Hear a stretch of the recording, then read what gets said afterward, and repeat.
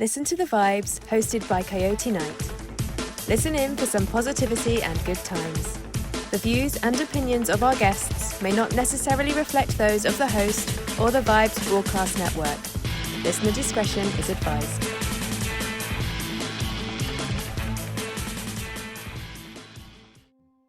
Welcome, everyone, to Listen to the Vibes. I have here Mr. Joey Kent. How are you doing today, sir? Just fine, thank you. All right. Well, he is an award-winning screenwriter and author, and also associated with the Louisiana Hayride. And I know you've got tons of stories, and we'll get to everything, but let's get to know you. Where were you born and raised and all that good stuff? I was born and somewhat raised in Shreveport, Louisiana. I spent the first 2 years of my life there, and then the family moved to the Washington, D.C. area. We lived in Alexandria, Virginia. My father took a job as an administrative assistant to U.S. Congressman Joe Wagner. Oh, wow. And served him in that capacity for 10 years and moonlighted as a presidential speechwriter. So we lived inside the Beltway for a while until my father couldn't take it any longer. And we came back to Louisiana, back to Shreveport to take over the family, 100-year-old family clothing enterprise. And my father ran that for a couple of years, got it, expanded it to the largest men's store in the South, got bored with it and went back into his love of radio and purchased the Louisiana Hayride radio and stage program and was its producer for the next 13 years. Oh, wow. Tell us a little bit more about the Hayride. The Louisiana Hayride started in 1948, and its primary run was 12 years until 1960. It was the launch pad for dozens of country music superstars and early rockabilly stars. It's where Hank Williams, Elvis Presley, Johnny Cash, George Jones, Kitty Wells, Jim Reeves, Slim Whitman, Webb Pierce, Farron Young, on and on and on, all got their start there. It was a very humble show. They were just trying to do a 3.5-hour radio broadcast to fill some time and sell a few ads. And little did they know what they were creating and launching upon the world. Wow. And that's when country music was country music. Oh, absolutely. And they didn't know what to make of this Presley guy when he shows up in his pink suit, black shirt, and clip-on bow tie. You can imagine sharing the stage with the stereotypical country music tub thumpers in their overalls and straw hats. He didn't exactly fit in. And he was introduced that night as the newest, freshest voice in country music. And announcer Frank Page said, well, they've been looking for something new in the folk music field, and we believe you've got it. So wow. You don't really think of Elvis in the same category as Peter, Paul, and Mary and the folk singers, but he found his path, definitely, you know. Man, that's no lie. I mean, did you get to meet these guys? No, I was born in 1960, so the primary run of the Hayride had already wound down, and my father didn't assume ownership until 1973. And he ran it for the next 13, 14 years. But I did go out to his show because it was a great place for me to take a date. I could walk around backstage like I owned the place. And they had a barbecue restaurant next door that I could charge it to Dad until he figured that out and kind of said, slow down. So I knew it as a great free barbecue restaurant and a pretty cool place to listen to some country music. And my father started back the Star Factory, if you will. He had a show, a segment on his show called Star Search. And for more than 10 years, they had a weekly contest to see what talent they could find. And I think the third winner was a 15-year-old Linda Davis. And she went on to Nashville and, of course, had the #1 hit with Reba, Does He Love Me? And Linda's daughter is the lead singer with Lady Annabella. Wow. Also from my father's show, Branson fiddler Shoji Tabuchi. He got his start there. A young Randy Travis when he was still Randy Trawick, and others. Mainly a lot of songwriters, a lot of musicians. The musicians from the Hayride went on to be with bands like Brooks and Dunn. Kix Brooks was from Shreveport, and he lived right down the street from the famous hayrider Johnny Horton. Oh, wow. So, yeah, Kix will tell you his first paid gig was at Johnny Horton's garage. He and his band got $5 collectively to play at some party in the Horton garage. It was one of the daughter's birthday parties, and that was his first paid gig. But Johnny Horton's wife at the time was Billie Jean, who was Hank Williams' widow. So Kix would go in the house, and it was like a shrine. I mean, imagine having the artifacts from all of Hank Williams' stuff, and then from Johnny Horton as well, who had, his biggest hit was Battle of New Orleans, but he had a lot of, he finally found his niche in the story song telling. And, but both of them passed away early. I mean, Billie Jean was married to Hank for 3.5 months before he died. Yeah. And then she was married to Johnny for about 8 years before he died. And they both died on the way home from the Skyline Club in Austin, Texas. So that's kind of spooky. Wow. I'm going to stay out of the Skyline. I'm not too far from that area. Yeah, don't go play that. Well, Johnny Horton had a premonition that he was going to die at the hands of a drunk man. So quite frequently on the way home from gigs, some of his bandmates would wake up and there'd be gravel slinging and Johnny's off on the shoulder somewhere. And they're like, "What are you doing? You falling asleep?" He said, "No, I'm practicing evasive maneuvers." So he really had this plan that, he was going to die that way. And sure enough, they were on their way back from the Skyline, a gig that he didn't want to take, but they needed the money. He was supposed to go the next week to New York for a movie premiere. One of his songs was going to be in the soundtrack. And they're driving home 1 o'clock in the morning and go over some narrow little bridge. And he crests the bridge and it's 2 lanes. And here comes a drunk in his lane and there's nowhere for him to go. And he was killed instantly.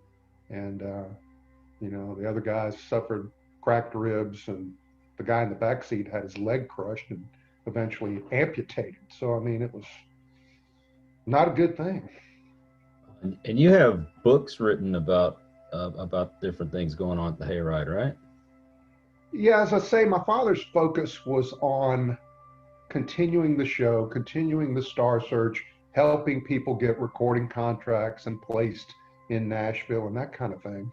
And when he passed away in '92, I inherited the collected archives of the Louisiana Hayride. Several years earlier, the parent radio station, KWKH, had moved to a larger building on the interstate and called my father up and said, "Hey, we got some old boxes with some tapes and junk if you want to come get them." And he sent me down there. And there were 2 big boxes of a bunch of reel-to-reel recordings. Wow. Now, back in the old days, you weren't required to keep records of your shows. So KWKH only made sporadic recordings of the Hayride, usually just to prove to an advertiser that their ad had actually run, or the station had an ongoing feud with BMI over about what songs they were actually performing on the show. So sometimes they would record for that reason. So there wasn't a lot of surviving archives, but there was about 400 songs on various reels and a couple of boxes. And I get down there to load all this stuff away. And there's a guy in there in charge of cleaning out the storeroom. And he says, "Well, while I got you here, will you help me move this desk?" So we take the boxes off the desk, move them to the side, pick up the desk and move it. And when we do that, there was one of the reel-to-reel tapes had fallen out of the box and was wedged between the desk and the wall. So it hits the ground and starts unraveling across the floor. And I stop it with my foot and go to put it back in the box, and written in white grease pencil on the reel was the word Elvis. And we get it home and look at it, and it was his debut on the Louisiana Hayride in October of '54, his introduction to radio listeners worldwide, just a couple of weeks after not going over so well at the Grand Ole Opry. Man, that's a gold mine right there. It was something. So all those years later, when my father passed away, I started with that archive, about 400 songs. and only about 60 photographs. But this was the early 90s, and the internet was just becoming a thing. And I was able to reach out to a lot of people that were fans of the show or that were the artists themselves, and they all had scrapbooks. So I began doing what I called catch and release. I would say, send me your scrapbooks, let me scan them in, the pictures, and I'll send them back to you. So very soon the archive began to grow, and within about 10 years, I had it up to 3,500 photographs and 2,200 recordings. Because I located a family in Shreveport. Their grandfather was a photographer in the city, and he had a passion for country music. So he would go to the hayride shows, and he said, look, you guys occasionally need the services of a photographer for these artists. I mean, still photos or for your own promotion. Would it be all right if I patch my reel-to-reel into your board Saturday nights and tape the show for my own personal use? And they said, sure, fine. And he agreed to provide his services to them at no charge. So he began recording from day one. I mean, the guy had recordings on Hank Williams and everybody, but he stored them at his place of business. And in 1960, the photography studio was broken into, and they just gutted the place. Well, of course, they didn't know anything what was on the tapes, weren't interested in the tapes. They wanted the expensive photography equipment. So the tapes, I assume, were just thrown out. They were never found again, but the guy had run out of room at his office and had begun storing tapes at his house. And so all these years later, 40 something years later, I connect with the grandchildren, and they've got another big box of reel-to-reel recordings, another 1,700 songs, beginning right after Elvis left in '56 and basically going into the early 1960s. So we missed Hank Williams and a lot of the big acts, but we got some good ones too. In 1962, the biggest attended Louisiana Hayride show ever in the 3,800 seat municipal auditorium was the Johnny Cash touring package show. Had 12 different stars, headlined by Johnny Cash. He had a new group, the Statlers, with him. He had June Carter, who was not yet his wife, and all the top acts of the time. So we have the reel of that entire 3-hour show. Oh, and, man. Johnny sings 8 songs, and he and June do some duets, and the Statlers join in, and it was an incredible thing. So that added to the archive tremendously. And then over the years, I would run across people who, one guy in particular, his dad was a DJ in Texarkana, and one night he happened to tape the Hayride show because it was Elvis's last appearance on the Hayride. I had 4 recordings from that night, but I didn't have the whole show. Mm-hmm. And this guy discovered that he had the entire 30-minute show, all 10 songs. And so I negotiated with him to buy that, but RCA got wind of it and they outbid me. No, but still, once they put out the record, then it was mine to use as I saw fit because of the Hayride contracts. So ultimately I got control of it. But so that's how we built the archives. And then the photos, I just kept going back and back into KWKH history, all the way back to its early days in the early 20s. Mm-hmm. It was one of the most influential stations in America. And the tale of the founder is a whole story in and of itself. But right after my father died, I was approached by Louisiana Hayride announcer Frank Page. He was wanting to put out a book, a memoir about his time on the show. I mean, the guy had been with KWKH almost 60 years. Wow. And the show's producer, Horace Logan, had put out his own book titled Elvis, Hank, and Me, which the title alone tells you what he wanted you to know. And it was an egocentric book that put him at the center of every possible story that happened. And just bent the facts and disturbed me as a historian. Why not just lay out the record as it happened and leave it at that? And then one of the musicians on the show put out his own book and it was called I Was There When It Happened. A little more humble title, but still he put himself at the center of a lot of stories. And I had discovered from interviewing people over the years, I mean, there's seven different stories about how Elvis ended up at the Hayride. Each person telling it makes themselves the primary reason that he ended up there. And eventually I stumbled across one of the engineers for the show.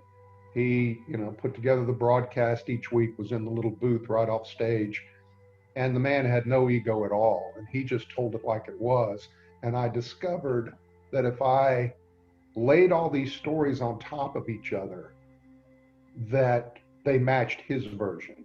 Mm-hmm. The truth was in the middle. So he became kind of my resource for stories and verification of things. And then I came across a woman who lived in West Texas, and as a teenager, she would stay up on Friday and Saturday nights and listen to country music. And Saturday night, she's listening to the Hayride, by flashlight in her room until her parents tell her to knock it off and go to bed. She kept a journal, and she wrote down everything the announcers said. If they said, "Here comes Elvis in his pink suit and, two-tone bucks and a purple tie," she wrote it all down. What he said, what the announcer said, the songs, what time, who was the sponsor. I mean, I call it my Rosetta Stone. Yeah, no kidding. Because, I had inherited this before I had the Graham family collection of the recordings by the photographer. I had my collection of about 650 songs, but I didn't have many dates, and I wasn't yet familiar enough with the collection to be able to say, well, that's from this range or that. I hadn't created the archive and the database that I have today. Now you bring me a song by an artist and I can probably tell you within a few days of when it was recorded. But I couldn't do that back then. But here, all of a sudden, I had these songs in order, and I could go to a tape segment and say, well, it starts off with this song and it goes to this song, and you match it up, and now you know the date, you know the time, you know what's going on, you confirm who the artist is. And that was just a wonderful thing for me. So I built the archive up, worked with Frank Page to get his book done, but he kept turning me on to the history of the station and interviewing all these people, and being as thorough as I was, it just kept going and going and going. And it finally reached a point where I knew in order to write this book, I was going to have to just physically resign from the workforce and go hide somewhere and put it together. Because this is not something that I could turn over to a publishing company and say, here, you choose the 12 photographs you want to put in the middle of the book, and I'll write some story. That wasn't going to cut it. Right. This was going to be a coffee table book. The photos would tell the stories. The captions had to be accurate. The photos had to be cut to the text, and the text had to be cut to the photos. So whether I liked it or not, I was going to have to assemble the entire book, graphics and all, and do it the way I wanted to. Finally found a publisher that was okay with that. Sure, they don't have to hire a staff of people to do it. This guy's going to do it for free and just hand it to us. All we have to do is publish it. And I saw that some of the old timers were starting to pass away, and I wanted to get the book out before too many more of them passed. And so finally, a couple of years ago in November, I just took off work. I mean, you can never afford to do that, but we just reached a point where this book had to get done. And I just sat at this chair 16 hours a day for 4.5 months and put the book together, and finally got it out last November. And I'm so thankful that we got it out there, because it came out right as Ken Burns's epic profile country music was coming out. And as detailed and wonderful as that was, it followed the Nashville line, which ignored the Louisiana Hayride. Mm-hmm. Back in the day, the Hayride and the Opry were rivals. The Opry called the Hayride its Farm Club, and the Hayride called the Opry Hayride East. And once you graduated the Louisiana Hayride, from the Louisiana Hayride to the Opry, they said, well, don't be talking about the show. That's just something in your past. And the artists carried that forth throughout their careers. And so a lot of the Hayride story did not get told, even though people would tell you if you took all the Louisiana Hayride people off the Grand Ole Opry, there wouldn't have been much of an Opry show. And several dozen of the Hayride artists went on to become country music Hall of Famers. So when Ken set about interviewing the people he was going to interview, the focus was on Nashville, the capital of country music, rightfully so. The Opry, the design the industry. I mean, never took its place as a force in country music. So, we had a lot to overcome. After I watched Ken's program, I actually contributed about a dozen photos to episodes 3 and 4 of the show. But the sum total of knowledge that you got from that series about the Louisiana Hayride was that Hank Williams, Johnny Cash, and Elvis Presley all spent time on this country music show in Shreveport called the Louisiana Hayride. Man, that's it. So here comes my book, and it steps into and fills that hole and says, well, here's the story about Hank Williams, Johnny Cash, Elvis Presley, and what all was going on. I mean, you were made talent on the Grand Ole Opry for the most part. I mean, Elvis got an invitation to go there and play a song or two, but for the most part, they didn't fool with you unless you had a name and were already a made star. So the Louisiana Hayride, I mean, they were right. We were the farm club for the Grand Ole Opry in the sense, but if you've ever been to a AAA ball game, all those baseball players are accessible to the fans, and the fans know them and go out for a beer afterwards. And the Hayride was the same way. I mean, Webb Pierce was a suit salesman at Sears Roebuck, and Slim Whitman was the neighborhood postman. And, I didn't know that. Yeah, his wife wouldn't let him quit his job until he had his second million-selling record. So he was out slinging mail in the Queensboro neighborhood and was actually Frank Page's mailman. And, things like that. And so these were regular hometown folks. And all the people that I interviewed for the book and prior to the book, just to have video archives, said the same thing, that it was a home place. I mean, when Hank Williams died, they had a big wake for him out at Caddo Lake. Kitty Wells and some of them, and they went out to someone's lake property, and they were playing guitars and, picnic lunches and crying and telling Hank stories. And this was the kind of thing that was remiss in Nashville. In Nashville, you did the Grand Ole Opry on Saturday night, and then you toured in the region during the week and promoted the show. And that was the routine. The Hayride was much more intimate and unassuming. So I got the real sense of camaraderie, and it extended to the audience, because they could go backstage and ask for autographs, or they could come up to the footlights and take photographs and, get to know these people. And man, you read the diary that teenager put together, and she's writing things in the sidebar when they introduce Elvis for the first time. She's like, this guy I'd like to meet, and you're forecasting history, because he didn't sound like a whole heck of a lot in his debut on radio. The engineer had to turn up the microphone in the audience to pick up enough applause to make it seem like he was doing okay. I mean, you literally hear the volume go from quiet to this really loud, And but when he came back out later in the night and did those same two songs again, That's All Right Mama and Blue Moon of Kentucky, people understood, hey, this is something different. This is kind of cool. And they stuck around to see what was going to happen.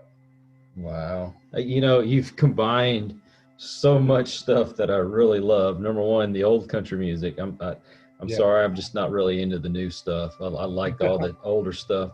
I was raised up basically with my grandfather, and he listened to most of the people you've called out. Not Elvis for some reason, but you know. Oh yeah, he didn't fit the country music mold for sure. And Elvis was problematic for the Louisiana Hayride. I tell people he was among the greatest things that happened to the show. I mean, obviously Hank Williams and Elvis were the two biggest things to happen to the Hayride, but Elvis was also the kiss of death. Not by himself, but he contributed to the decline because he arrives in October of 54 and he's there every Saturday night, basically for the next year and a half until his schedule gets so busy that they buy him out of the rest of his contract. But he's bringing with him an increasingly youthful audience, and they're into this music that he's creating that ultimately gets called rockabilly and then rock and roll, you know. So you got the teenagers and they're swooning and they're starting to scream, and nobody's seen the Beatles or anything yet like this. This is, other than maybe Frank Sinatra, this is kind of a new phenomenon. The old timers don't like it. They're here to hear, you know, Webb Pierce or Jim Reeves or somebody like that. What is this thing Elvis is doing? And his fellow cast members are looking, going, well, man, he's getting all the applause. Maybe I need to do that. Mm-hmm. So you've got Johnny Horton trying rock and roll. You've got Johnny Cash doing Ballad of a Teenage Queen.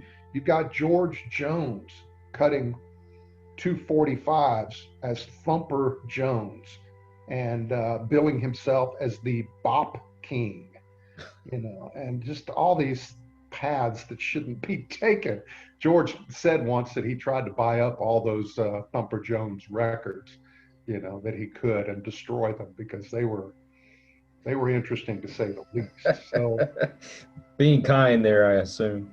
Everybody's copying Elvis. Nobody wants to follow Elvis.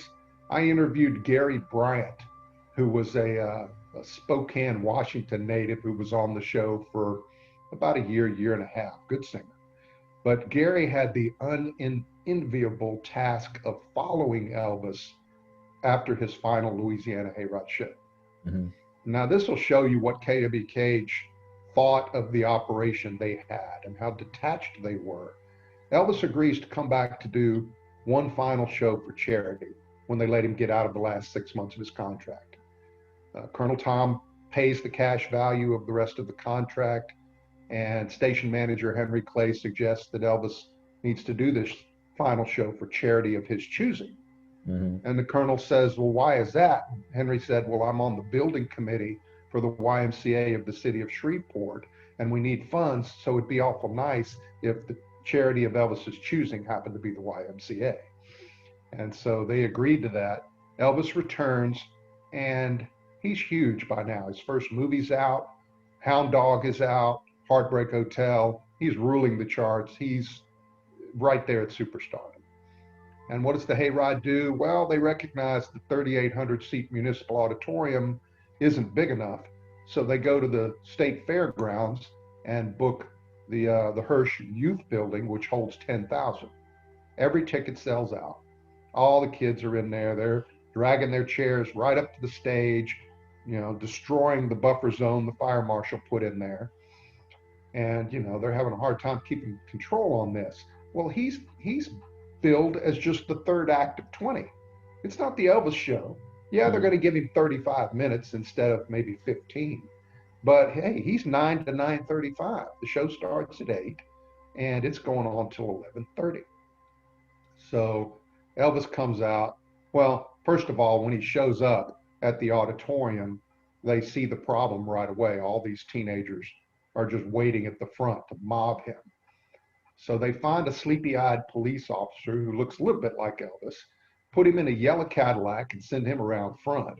And Elvis in the pink Cadillac goes in the back door and manages to get inside the building. He does his show, and his encore is a 5-minute version of Hound Dog. And, you know, I mean, Hound Dog only has like one lyric, one sentence anyway, you know, maybe 2 sentences.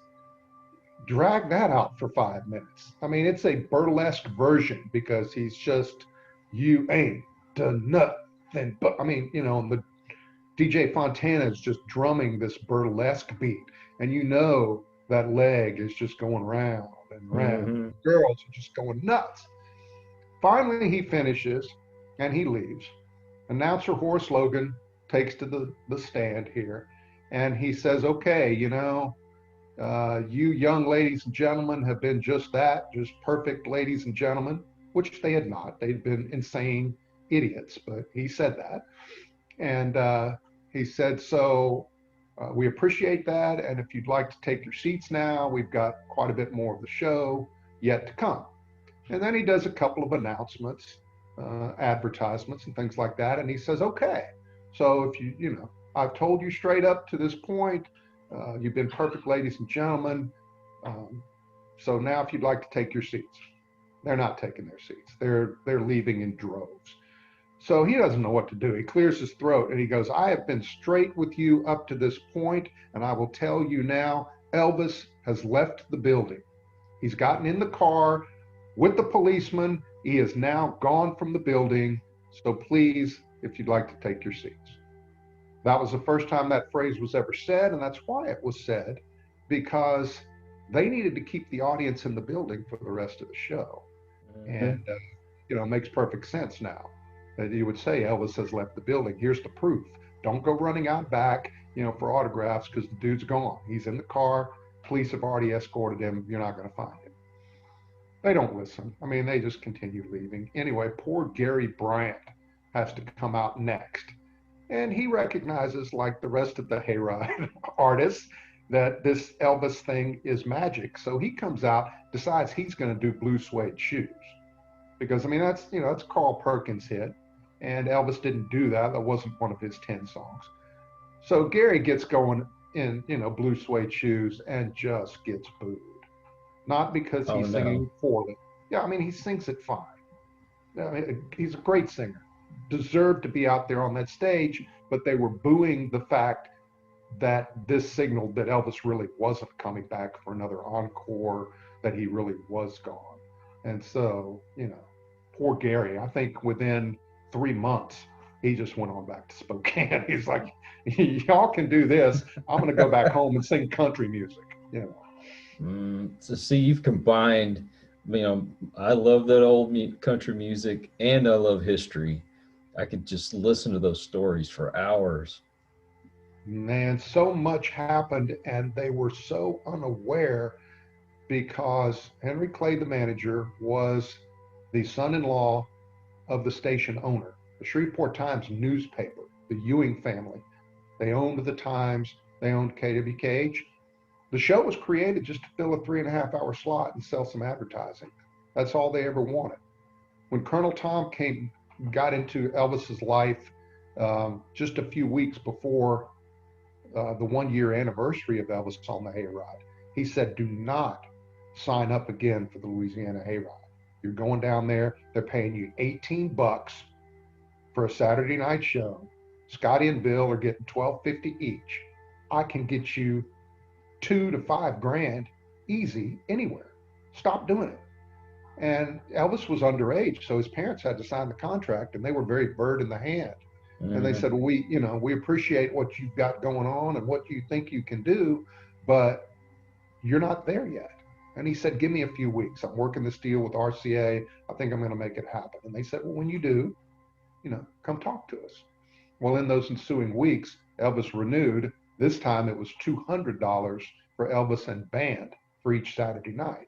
And the Colonel's just groaning. He's like, no, you don't get it. No. He's got grandiose plans. Sure enough, a few weeks later, he shows up with this huge RCA deal, and Elvis is signed, and it's the beginning of everything. And so Colonel comes down to Shreveport and says, what's it going to take to get my kid out of his contract? He's with you guys until next November. I can't have that. He's signed with RCA. They're talking movies. We're exploding.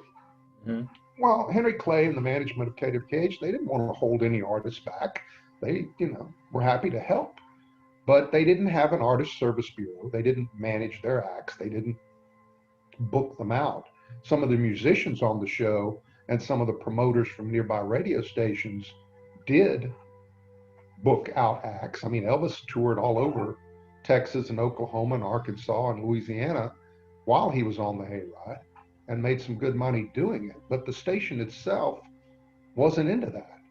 And Colonel came down and said, well, look, how about we do this?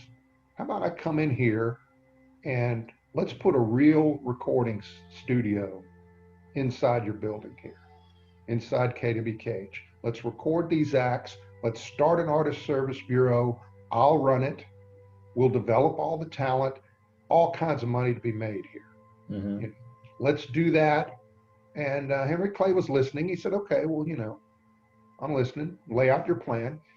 Laid out a plan. Everything was fine until the last bit of information when Colonel Tom says that he has final say over who comes on the Louisiana hayride.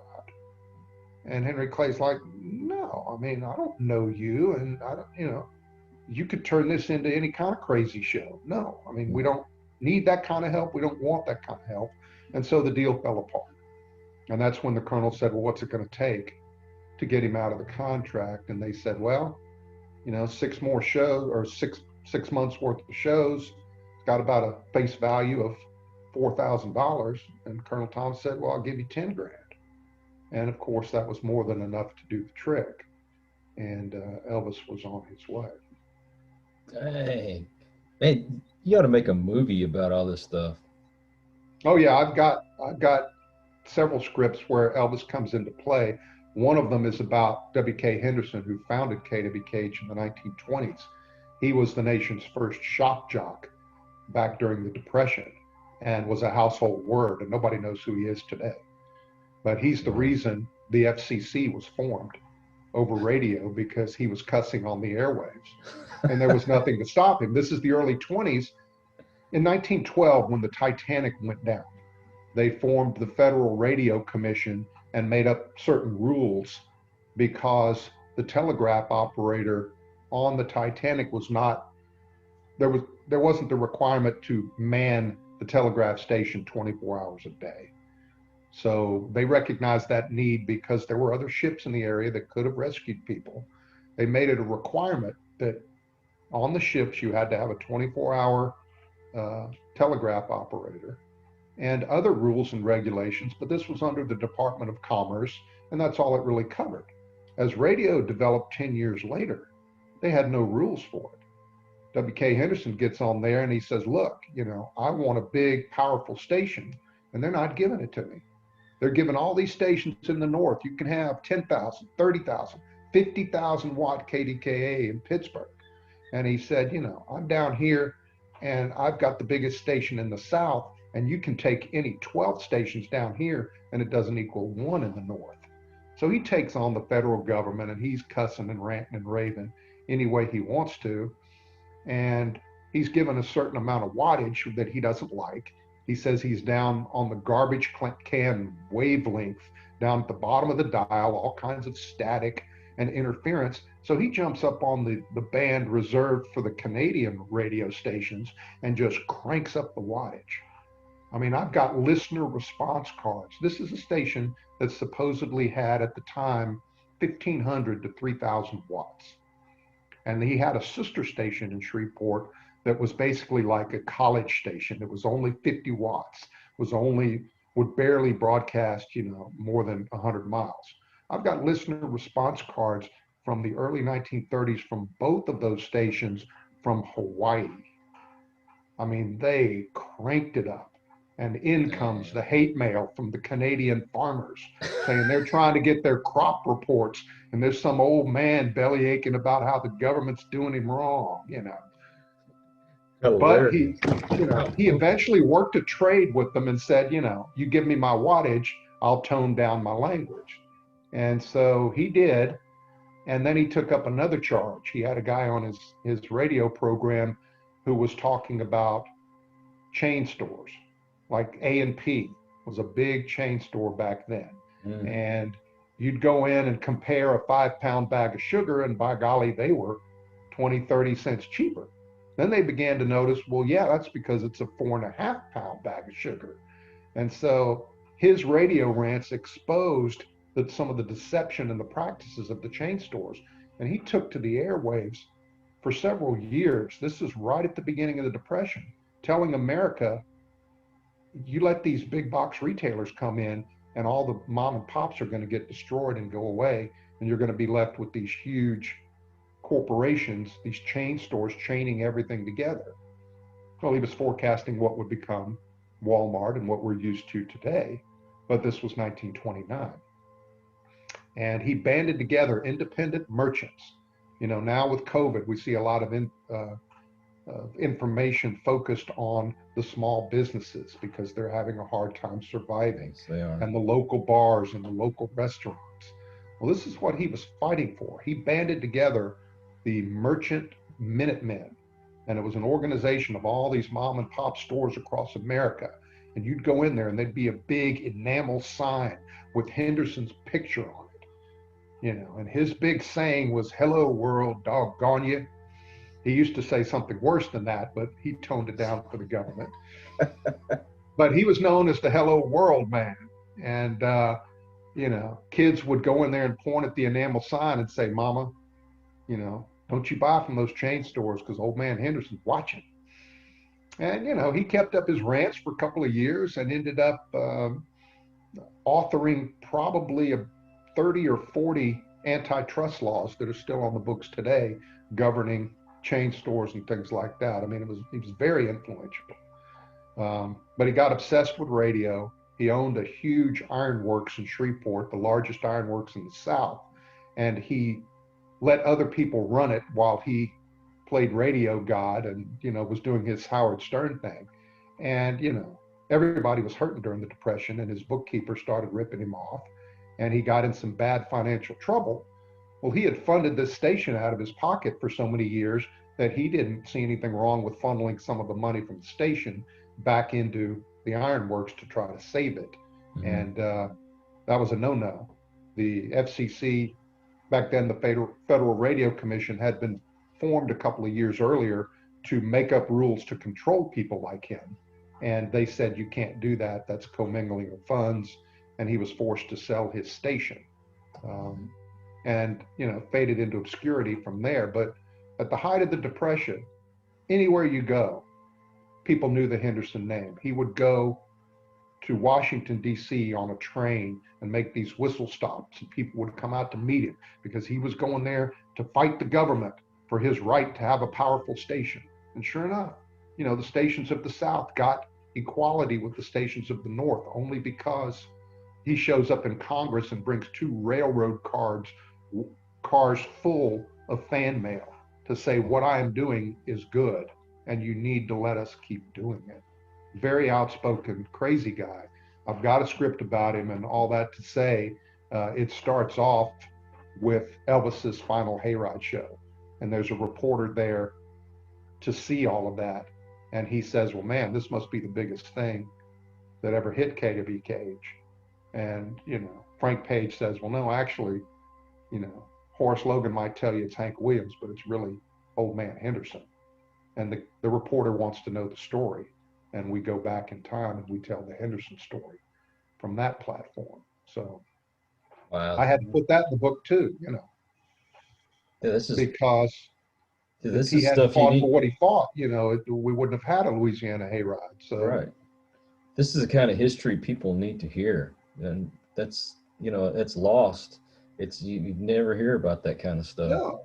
And Henderson had the money to pay his engineers to solve problems for him. The first obstacle he encountered with the federal government is they said, look, the stations of the North are getting the big wattage because they're featuring the live entertainment, not these records that you play on your show. Because if they want to listen to a record, they can do that in their home. Radio should be about something they can't do on their own. And Henderson didn't have the desire or the wherewithal to have all this live entertainment. I mean, he had some, but he also had a 6,000 record collection. He was proud of that. He had request lines. He had operators available 24 hours a day to take people's requests as long as they were on the air, which back then there weren't any cut and dry hours. Henderson set this operation up out at his fish camp, and he had a microphone beside his bed, He had one in his office, he had one in the den. And whenever he felt like it, he would just buzz out back to the engineers, wake them up and say, I'm going on the air in 5 minutes. Whenever he felt like ranting, he was basically very similar to Donald Trump in that regard. He was tweeting at all hours, if you will. And he would wake up America and get the people told. But he would also take in their requests. And I mean, they did great, but the government said, no, that's not good enough. That's not the standard. And so Henderson goes to his engineers and says, what can we do about this problem? Mm-hmm. And his engineers said, well, here's two things that define that we're playing a record. Number one, back then, you didn't have direct transmission. If you were playing a record, you shoved a microphone down the conical speaker of that Victrola, and you got that weird 1920s hollow sound. There was no mistaking that. Plus, when you picked up the record, whoop, the needle skips and all that kind of stuff, you could easily tell that this was not a live performance because it ended abruptly with the needle flip and then started abruptly the same way. So Henderson's engineers said, problem number one, let's solve that needle problem. And so they were the first station in America in 1926 to use two turntables and fade from one record into the next, doing away with the needle skips and also offering the seamless type of performances that were the hallmark of the orchestras. People couldn't tell. Well, the next problem was the sound. The engineers for KWKH created electronic transcription directly from the needle. They were the first ever to do that as well. Did away with the conical speaker sound. And so America was fooled. The federal government was fooled for 5 years. They did not know that Henderson didn't have live music because of those two things. And just the inventions that they came up with to get around the government. And of course, all of the equipment at KWKH was handmade until the 1950s. And they had monstrous vacuum tubes and were just broadcasting, as I say, as far away as Hawaii back then. Carter Henderson, WK's son, used to give tours of the property. During the Depression, Henderson just opened up his 3,500 acres to homeless people and said, you don't have a place to live, come camp on my property. And if we've got food, we'll provide it for you, but my family eats first. Pretty good deal. So Carter Henderson's giving tours of the facility, and he said there were many times that he would open the door to the room with all the equipment in it and flames would leap out because of, the heat and the supercharging and things they were doing, and your hair would stand on end and that kind of thing. And these guys were at the forefront of television. They were sending pictures back and forth to Chicago and experimenting with the early pioneers of television, sharing secrets and trying to develop that medium for them as well. These guys were just incredible. And I had to tell the story of that engineer and how gifted he was. He started the first 20-something radio stations in Shreveport and, had an illustrious career at KWKH. And during World War II, he was called on by the president to go to Tennessee and work on a secret project for the government. And so he did and came home. And then years later, he was told what that project was. Well, he knew after 2 or 3 years when it was unveiled that he had created the radio detonators for the atomic bombs. Wow. Yeah. And he was never the same when he learned that fact. He was depressed the rest of his life and didn't live too terribly much longer. But these guys were so inventive. Henderson bought his own airplane because he just wanted to have one. And when he went to Washington, He took the train, but he sent the airplane there loaded full of affidavits. Well, during takeoff, all these boxes shift to the back of the plane, and then they're flying along and they shift forward when they start to come in for a refueling stop somewhere in Georgia, I think. And they get tangled up in the equipment and they end up crashing into somebody's barn. Oh You no. know, 120 something thousand affidavits. And, both of the guys are in the hospital. Henderson doesn't know. They ended up both being okay, but he doesn't know when he goes into Congress if they're going to be all right. And in come, these two giant baskets filled with another 600 something thousand Stopped.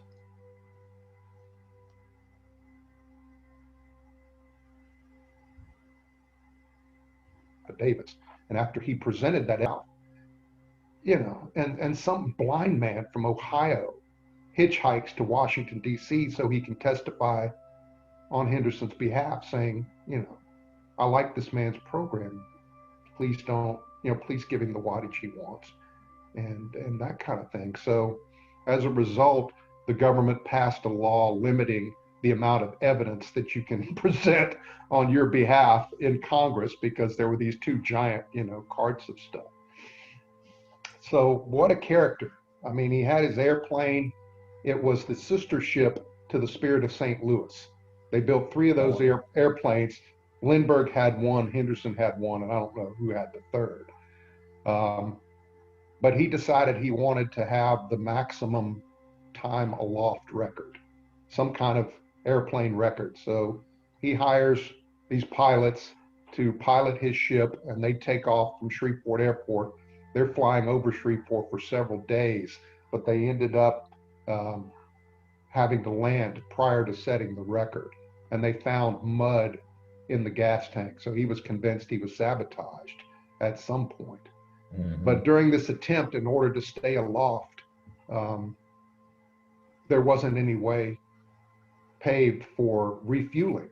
And so his engineers and his pilots developed the system of the airplane up above, the hose comes down, and you fill it up just like today's bombers refuel airplanes. They pioneered that. They were the first to do that in 1927.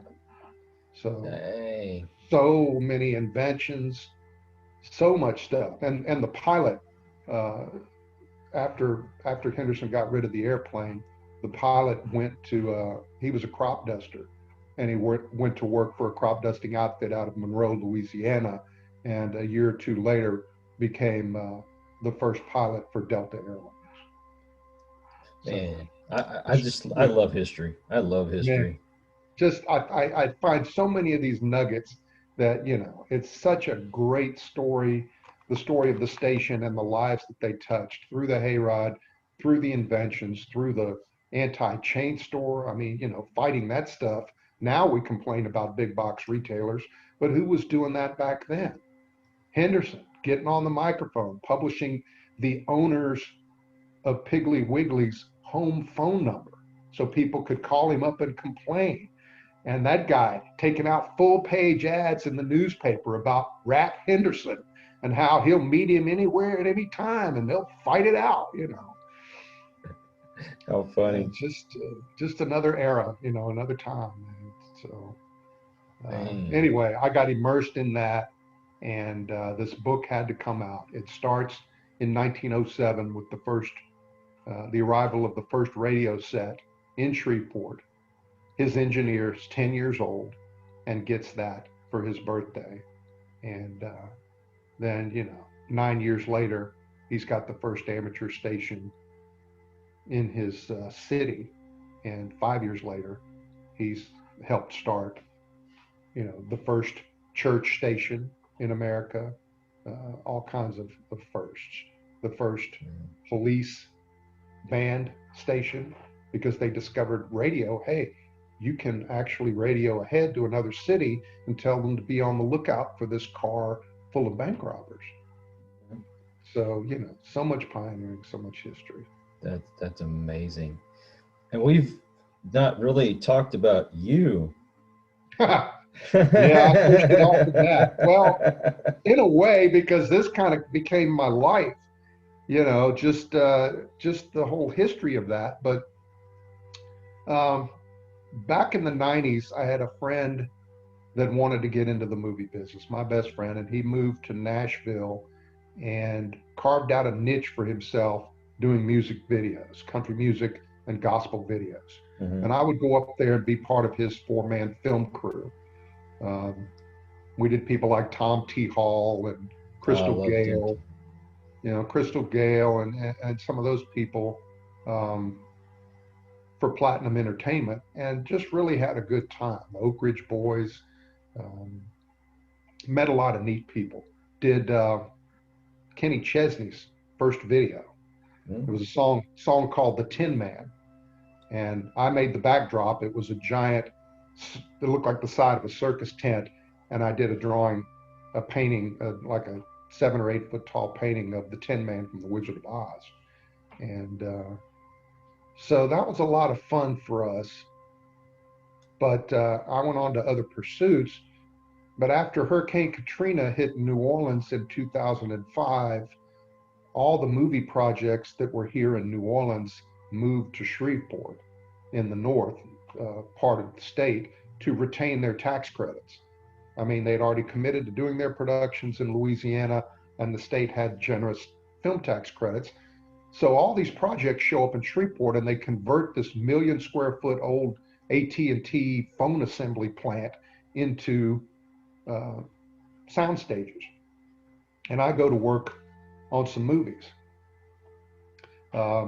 Started out in doing construction on some Harold and Kumar movie, but then switched over. I got a call and they said, look, we're going to be filming this Stephen King movie called The Mist, and it takes place in a grocery store. And we need somebody to come in and stock the grocery store shelves. Would you do that?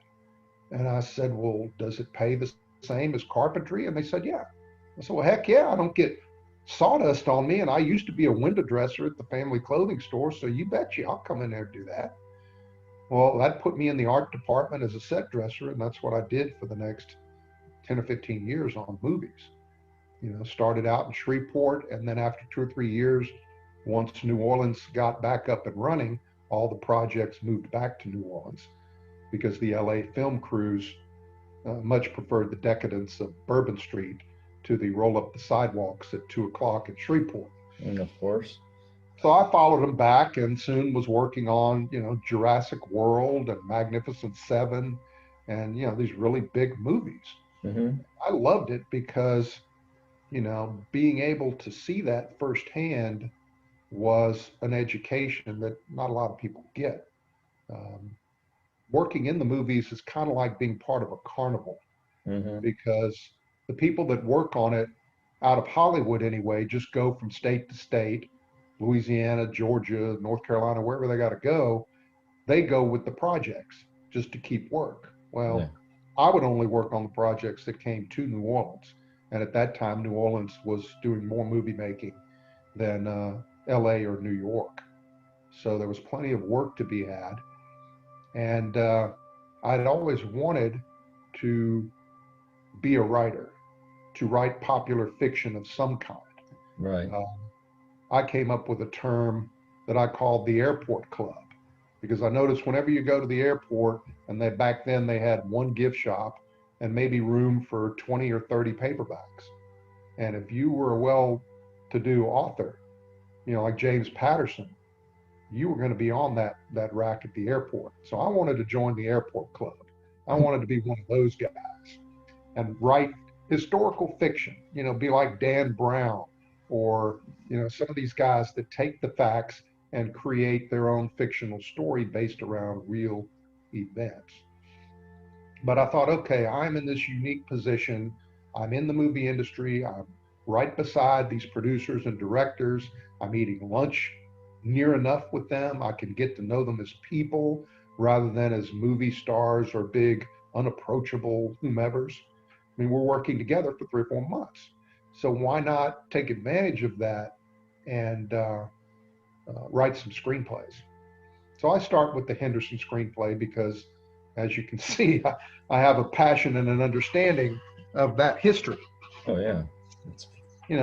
And at the time I knew nothing about writing screenplays. I approached it like a book, and I started writing the tales of Henderson, and I get up to 130 pages on this script. I'm not even a third of the way through his story. And I'm looking at script books, and they're like, yeah, your entire project at the most needs to be 120 pages. Unless, you've got some mega story to tell like Howard Hughes, then you can do 150 or 200 pages. Right. Because there wasn't, Netflix and serial television back then. If you were going to tell some epic, you better sure as heck be Cecil B. DeMille and have Richard Burton, as part of your movie production. Right. Otherwise, you're not getting it, because a page of a script there's about 1 page to 1 minute on the screen. So 120 pages is a 2-hour movie. You get to 150, you're at 2.5 hours. Recently, in the last 10 years, Leonardo DiCaprio did the Howard Hughes story. And I mean, that thing was 3.5 hours or something like that. So, you're talking about a 200-page script, but those were a very rare animal. So I gave up. I put the Henderson project aside, and I said, look, I got to go figure out how to do this, because I'm not telling this tale. Right. I read everything I could find on it and discovered problem number one: when you're writing a script, it is part story and part owner's manual, because you are instructing people what is going to happen in this movie. You're providing cues for the director, for the lighting guy, for the sound guy. But like a book, if I'm taking you into a room, I'm describing the couch with the hole in it and the stuffing coming out and the coffee stains on the table. But if I'm writing a script, I got a camera over my shoulder. I don't need to mention that at all. That's or true. If I do, it needs to be very concise, because if I go into great detail, then I'm imagining the film for the director. He doesn't like that. He's got his own vision. I'm controlling the camera for the cameraman. He doesn't like that. He knows when he needs to push in the camera. I mean, certain times, obviously, you'll say, well, here's an overhead establishing shot. We're flying overhead of this scene. But you don't tell the camera, you don't go in now, we move in and we see Steve is angry. You don't do that. I mean, that's not your job. That's what I had to learn. And the greatest piece of advice was given to me by my friend that had done the music videos in Nashville. He said to me, well, think of it this way. This is the best example I can give you that was given to me by someone who writes a lot of screenplays. He said, in the movie Gone with the Wind, there's the famous scene where Rhett and Scarlett are in the wagon and they're fleeing Atlanta, and Atlanta is just burning to the ground. I mean, columns falling across the road, 8 minutes on screen. They're trying to get out, and all the drama of that moment in the movie, all those 8 minutes on screen, which is really long time. That's 8 pages worth of script generally. Yeah. But he said in the script, it says Atlanta burns. Oh, wow. I really hope you're enjoying this interview with Joey Kent. It went on for quite a while, so I decided that I would split it up and look for the next one coming out very soon. We hope you enjoyed this episode of Listen to the Vibes. You can catch us on Buzzsprout or wherever you listen to your favourite podcasts, and on YouTube. Follow us on Facebook at The Vibes Broadcast Network and on Instagram at The Vibes Broadcast.